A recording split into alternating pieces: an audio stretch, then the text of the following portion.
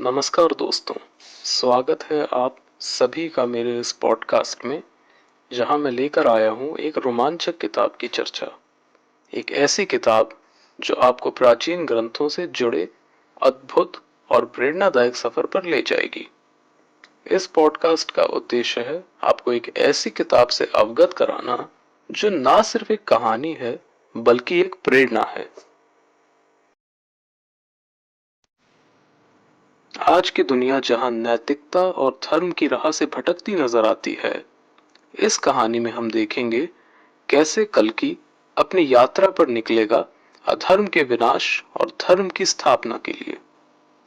कल्कि harbinger of the end volume 1 का ये सफर हमें कलयुग की उन भविष्यवाणियों को याद दिलाता है जिसमें अधर्म की प्रबलता, नैतिकता का हास्य और मानवता के भटकने की बात कही गई है।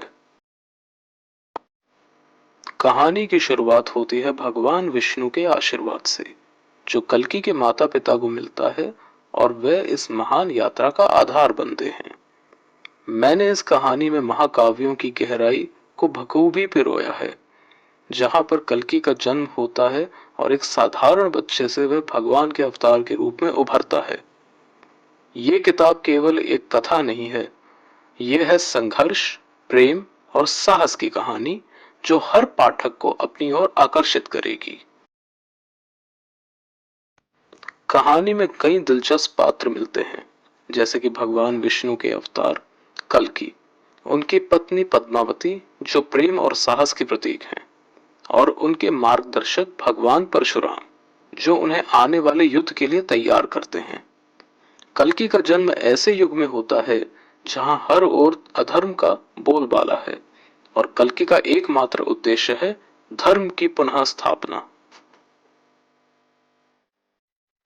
इस पुस्तक का उद्देश्य केवल एक कथा को प्रस्तुत करना नहीं है, बल्कि पाठकों को ये याद दिलाना है कि चाहे समय कितना भी कठिन क्यों ना हो, धर्म की शक्ति हमेशा विजय होती है।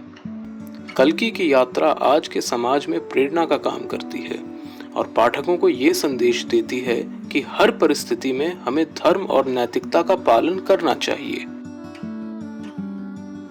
तो दोस्तों, अगर आप भी इस अद्भुत और प्रेरणादायक यात्रा का हिस्सा बनना चाहते हैं और जानना चाहते हैं कि कैसे कल्कि अपने मार्ग पर बढ़ता है, तो इस पुस्तक को अवश्य पढ़ें। कल्कि harbinger of the end volume 1 अब ऑनलाइन स्टोर्स जैसे अमेज़न और फ्लिपकार्ट पर उपलब्ध है इंग्लिश लैंग्वेज में।